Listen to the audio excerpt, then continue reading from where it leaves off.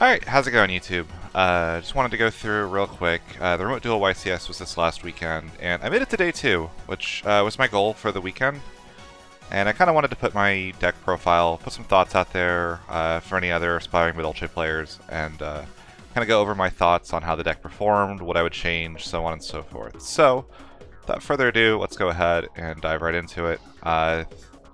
Pretty basic Madolche ratios: 3 Madolche, 3 Petting, 3 Angeli. Sometimes you'll see these two go down, but again, not in a pure deck. You need as many starters as possible, and these are the best generic starters. The one of putting Cess for engine plays. She's a brick, but she's also very, very strong. Again, I've made it known that I think this card is insane. So I would never cut this card, and some people will side her in or side her out. No, she's insane. Do not remove this card from your deck. You're crazy. 2 Hoot Cake. I like 2 still because Prosperity, which is out of order here, it gives you a lot more access to Hoot Cake in the late game when recovery plays are a thing, and Hoot Cake can be dead going first if you don't specifically draw a Dimension Shifter in order to facilitate him. So, in general, I think 2 is about right. 2 Gelato, this is the Garnet of the deck. You need to have 1 in your deck at all times. I did have the Mythical Double Gelato game. I did still win the Mythical Double Gelato game. I don't know how that always happens, but I hate this card, but it's insane, so you play it too, and you just hope it stays in the freaking deck. 1 Chateau, 3 Salon, 1 Ticket, 2 Promenade. Sometimes you'll see 2 Chateaus again. I don't particularly like it. It's not a bad card to draw as an extender, but you don't really need it. Again, the one crazy thing about Chateau specifically is that with hand traps like Orange Light, the Chateau says monsters, so you can return any. In one game I Dimension Shifted my opponent twice in the same game, which was insanely strong. 3 Salon, starting to wonder if 3 is correct here. I might put this back down at 2. It is insane to hard draw, and I think it's the best extender the deck has access to. Something like Normal Summon Madolche, and then they Ash it, and then you activate Salon, Normal Summon another Madolche, is insane, and it happens with so many great cards you can do that with. Normal Summon Angeli afterwards will work. You can even just normal summon a Gelato and make a rank 4 and search Promenade at least.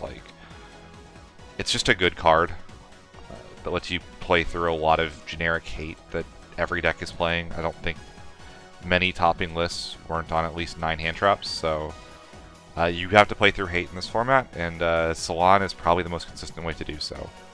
1 Ticket, 1 Promenade, or 2 Promenades. 2 Promenades allowing to recycle each other actually is kind of important in this format. What'll end up happening a lot with the Madolche board is it'll get broken, which is fine, but at least having the Promenade means that you're going to have a Hoot Cake and a Promenade a lot set to your side of the field, and Hoot Cake plus Promenade is often enough to get back into full combo, especially if you're Salon or your Chateau and your Ticket stay out. Ticket's just a great extender. I'm almost actually considering cutting this card, but as a one-of, it's too insane to not use, so given that it's searchable off of Gelato. But it is the least commonly searched card in the deck. When it comes up, it's great. When it wins you the game, it's great. But I'm starting to think this might actually just be a win more card for the deck. But as a one-of, it's really hard to find a card that's better than it. 3 Pot of Prosperity as our main draw engine. As you'll notice looking at the extra deck, there's a lot of just random stuff in here that just doesn't matter. And in Madolche specifically, being able to dig for cards is great. The fact that Prosperity can be activated at the end of your main phase is actually a big deal as well. It means that you can do something like Normal Madolche, Search a Madolche, do your combo, and then try to dig for a Sanctum or an Orange Light or a Dimension Shifter, or any of those cards that just instantly wins you the game. If you hit any of these 8 cards over here with your Prosperity, you feel pretty good. The one of Harpy's Feather Duster, I expected to see a lot of Sky Striker. I think main decking Harpy's Feather Duster is fine. The amount of anti-spell and Imperial Order makes me think this might actually be better off being a main deck Twin Twister and putting the Feather Duster in the side deck. But it's, no discard, no worries, just do your thing. 1 Called by the Grave gets you through a single Ash Blossom or Effect Veiler or Bell on the Hoot Cake. Kind of sacky at 1, but it's definitely worth playing.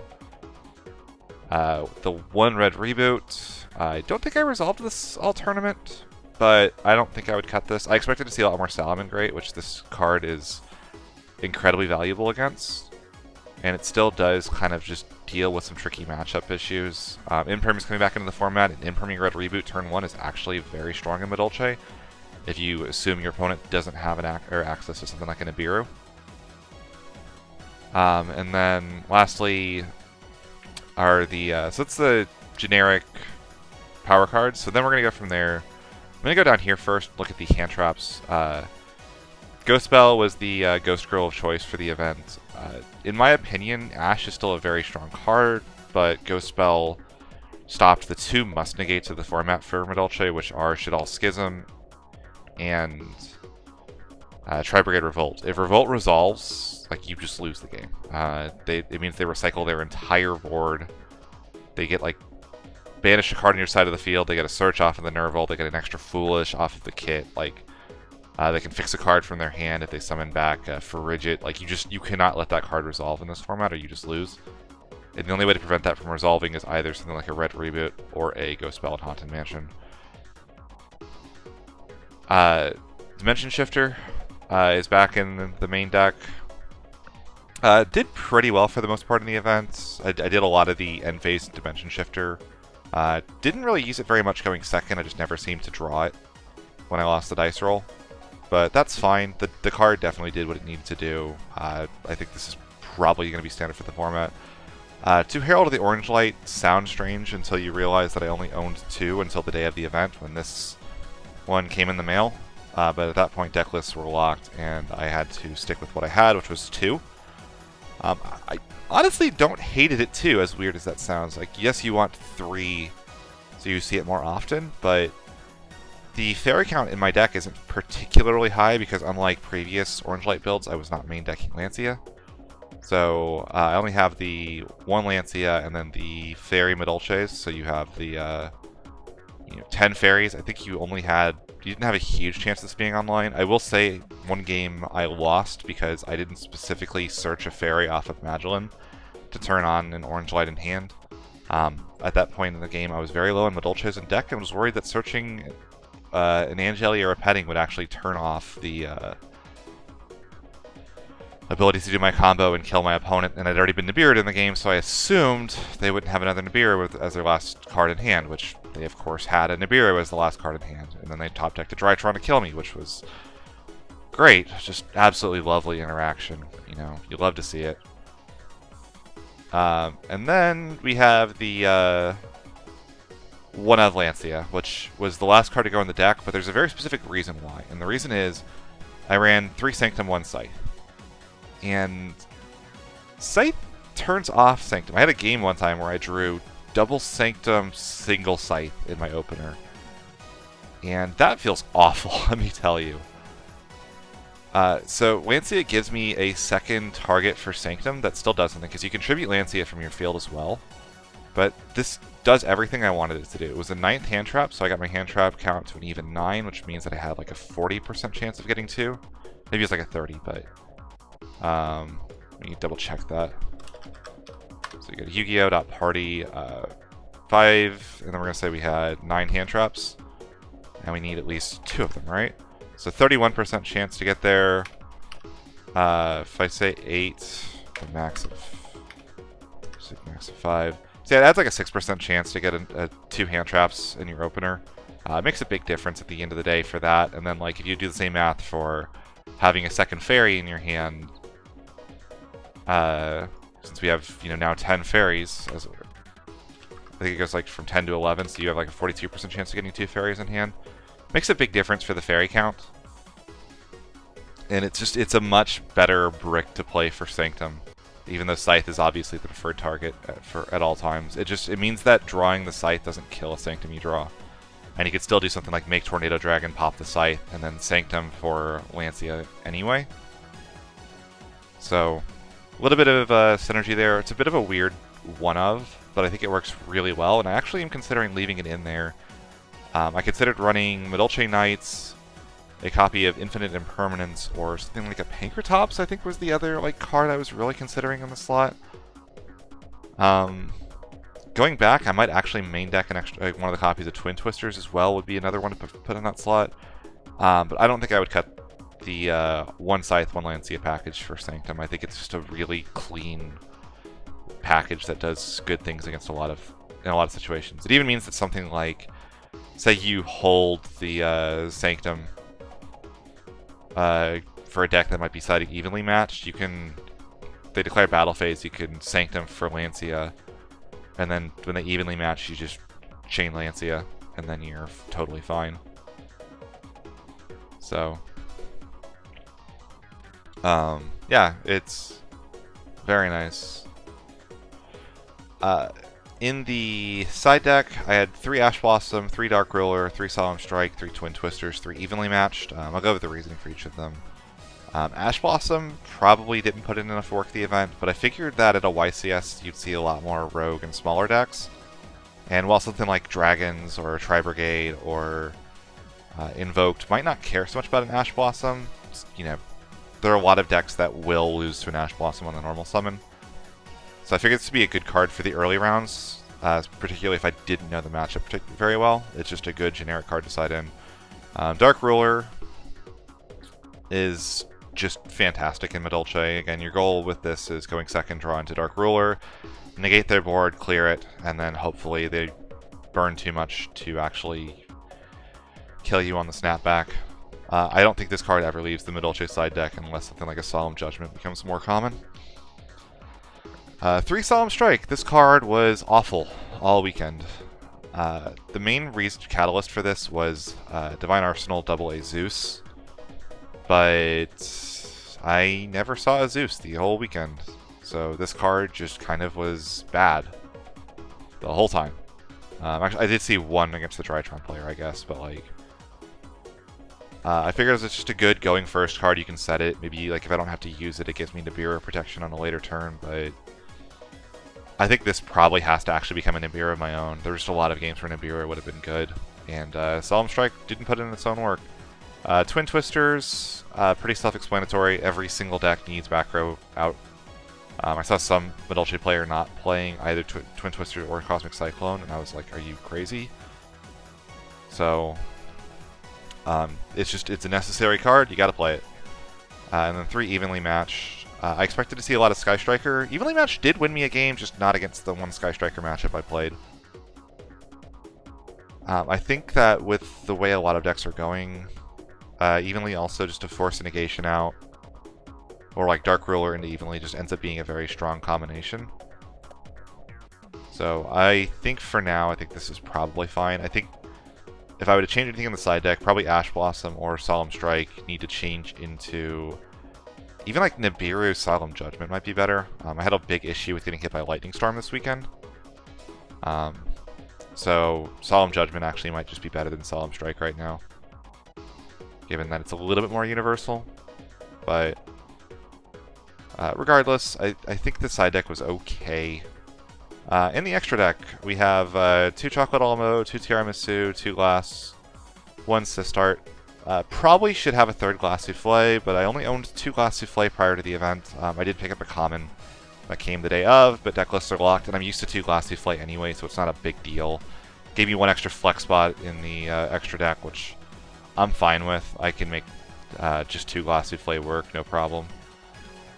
Yeah, I wouldn't change much about this lineup. I think everything seems pretty solid here. 1 Abyss Dweller, 1 Tornado Dragon, 1 Gaga Cowboy.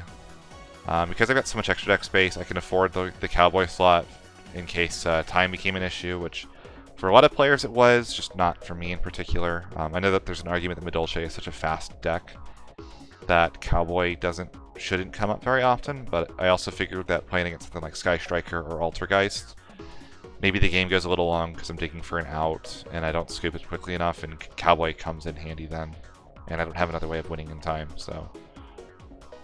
sometimes just normal summon Madolche, special petting, make Cowboy would just win me a game in time, and I would feel awful, but, you know, it is what it is.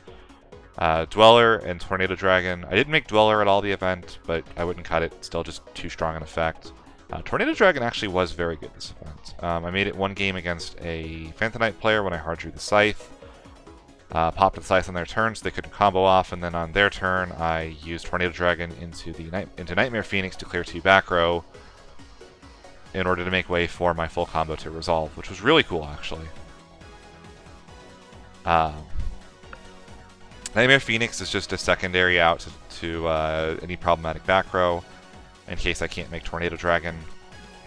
Not really a reason to cut this, it's just a good card. Boral Sword is your out to any Towers monster, or anything that is bigger than 3,000. Any Towers monster that is bigger than a 3,000 attack with your Chocolate All mode. I've seen some people play Access Code Talker. I think Access Code Talker is awful in Madolche because usually you have like, I've seen like Sistart Unicorn Access Code, and it's like you're gonna get 2 pops. Like, why would you not just make Tiramisu? So I think Boral Sword actually has situational niches in outing cards that otherwise Madolche has no ability to out. Something like Awaking the Dragon for an Ultimate Falcon would be an instant loss for Madolche if you don't have something like a Boral Sword as a finisher in your extra deck. It's also just nice because it plays under Nibiru. Sometimes you'll end with like a, 4 monster board with like a Glass Souffle, and you'll just normal summon, link 4 of them off, leave the Glass Souffle, and then just Boral Sword for game. Simplifies a lot of game states that would be a little bit trickier otherwise. Link Karibo, this is specifically for Lost World tokens, so I don't have to normal summon to out it. Didn't come up, but I don't think it's a card worth cutting. Ausa is, I think, the best generic Link 2. We run a lot of Earths. Bell was in the format, so maybe like Ausa, pull back a Bell, and then like link all 4 into a Boral Sword could come up in theory. It didn't, but I was very lucky to pick one of these up in exchange for a spare copy of Ghost Bell at my locals, so more than happy to throw it in over the Mrs. Radiant. Much better card than Mrs. Radiant, given that it also, like, the including an Earth monster is actually a big deal. Mrs. Radiant requires 2 Earths. Lastly, Underworld Goddess of the Closed World. This was the wild card. I pulled this out of a pack and kind of just wanted to play her. Didn't think she would come up, and she didn't, but I didn't have a better slot for this. And she was specifically just another Towers out. So say something like couldn't be destroyed by battle, but I couldn't out it with Tiramisu. Maybe I could, like, I don't know, get 5 monsters on my side of the board and then just link it away for an Underworld Goddess. I didn't expect it to come up, and it was banished off Prosperity every time, but maybe this should be a Nightmare Unicorn so I can continue to link climb or something like that. Or I've seen stuff like IP Masquerena be good in Madolche before, where like you make an IP Masquerena, then you can like, make a 4 Materia Appaloosa on your opponent's turn, but this was fine. Like, it didn't really hurt me to play this, so I'm fine to run it here. And so I see better options elsewhere. So that was the list. I went 6-3. I'll go over my matchups real quick. So that is the wrong tweet. So let me go to the correct tweet on my Twitter. We're going to scroll to the top here. Round 1, I played Dark Magician. Guy was really nice, but very clearly inexperienced. He ended up linking into a Anaconda under his own summon limit and locking himself out of summoning Red Eyes Dark Dragoon, which led to full combo and an easy kill. Round 2 was against Altergeist, which losing the dice roll against Altergeist is scary. I did lose the double mailman. That was a double mailman game. But game 2 and game 3 I ended up doing pretty well. Round 3, this was the biggest throw of the tournament for me. This is the one that I should have searched a fairy for Nibiru protection and didn't. Round 4 was against Lair Infernoid. This one went to time. Lair Infernoid is actually really, really bad for Madolche. Every time I played it against a friend of mine that plays this. Basically, Madolche doesn't interact particularly well with Lair Infernoid, and they interact extremely well with us. Became this big fiasco because I wanted to wait for a ping that didn't come, so we started like a minute late, and then we had 2 judge calls, so we got like a 2-minute extension in time, and all of it could have been avoided if I just activated Madolche Chateau before swinging in. He ended up with 1,400 life points and I had 3 Madolche's attack. But, yeah. Round 5, Invoke Shadal. Game 1, he went like first, and I like Ghost Belled his Invocation, and then I got Ashed, then Impermed, and then I got Twin Twistered on his turn to just shut me down. And then Game 3 was this really funny game where neither of us had any plays. I opened like Dimension Shifter evenly matched and no combo cards whatsoever. So I ended up like activating Dimension Shifter, going to battle phase, chaining, and then activating evenly matched, which put him down to a single card, which was a Tikaboo. I set a Promenade, and then I drew Angeli, which won me the game off of that. Round 6, I lost 0-2 to Sky Striker. This wasn't even close. Other people are saying that Madolche has a good matchup into Sky Striker. I don't see it. Madolche can main deck, or every single Sky Striker card wins the game against Madolche. Widow Anchor kills us. Like, if you lose the dice roll to Sky Striker, you just lose. I'm pretty sure, because they're running like 15 hand traps and every single Sky Striker card beats you. So, and like there's not enough negation the deck has access to. Like, I guess like, yeah, you can shuffle back the Engage if they send it off of the Hayate, but they don't really need to do that. So, yeah, they ended on a poor board, but like Shark Cannon, Prosperity, and like Ash on a Prosperity kills me. Game 2, I get Ashed, Veilered, and then just die. Round 7, my opponent was a no-show. And then round 8, I played Phantom Knight, which was one of the craziest matches I've ever played. We went to the final game with like, and then we had like only a couple minutes left when it came back to my turn. We were both in top deck mode, and I drew Prosperity, which hit a Hoot Cake, which pulled me back and won me the game. It was absolutely insane. And even then, I was a little scared because I didn't know if like Phantom Knight plays out of the graveyard.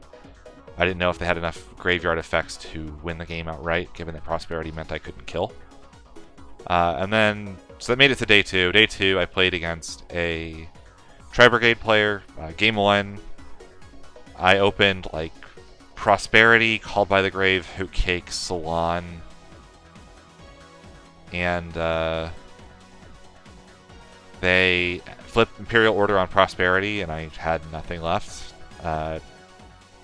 I had a Lancia at the end of their turn because I needed something to activate Hoot Cake off of, and then they ashed the Hoot Cake anyway. So, kind of sucked. Game 2, I got a Shifter off of a Prosperity. They didn't have an Ash, or I would have just lost, but I figured with the hand I had, like, I was going to lose anyway. So I had to gamble that I could actually activate the Shifter in the end phase. And I did, which won me the game. And then game 3, I opened no Interruption, no Dark Ruler.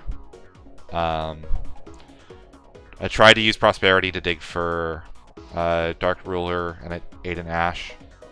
So at that point, it was just GG. Like, Madolche, I didn't main deck any outs for Appaloosa other than specifically Dark Ruler. It's just kind of something that if she hits the board and I don't draw Dark Ruler, I'm probably going to lose. But if they get to that point anyway, I'm probably going to lose anyway, so it's not a huge deal. All in all, I lost a lot of dice rolls, which is probably one of the biggest problems of the weekend. Scythe is glued to my hand, but again, I wouldn't cut this package because I think that with the Madolche board, like, you just kind of need something strong. And this video's been going for 25 minutes, so I'm going to go ahead and cut there. If you have any questions, feel free to leave them in the comments. I can go over some mini combos or some ways this deck is really funny because I swear every time you play the game, you see new combo lines and different things you can and should do. One of my favorite ones that I did in testing was I made Tornado Dragon to pop my own Scythe on my turn to get a detach that I would shuffle back with Glass Souffle to get like an extra extender. It was the weirdest combo I've ever seen, and it worked. While still giving me access to Scythe on my opponent's turn and a Herald of the Orange Light activation. Bizarre stuff, but like this deck does weird things like that sometimes, just based on the nature of like the graveyard phobia of like Magdalene Petting, but also like the graveyard reliance of Hoot Cake and Tiramisu and Glass Souffle. So yeah, thanks for watching.